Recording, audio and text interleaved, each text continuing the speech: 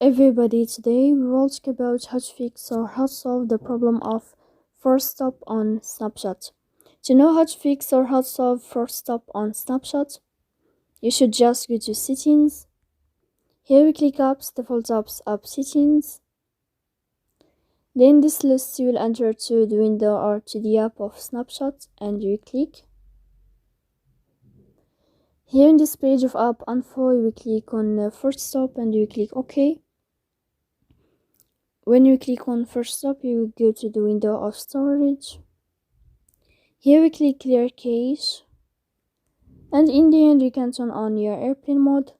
And you can wait 3 seconds to turn off your airplane mode again.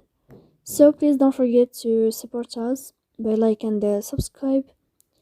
See you next time in another video, and thank you for your attention and your watching.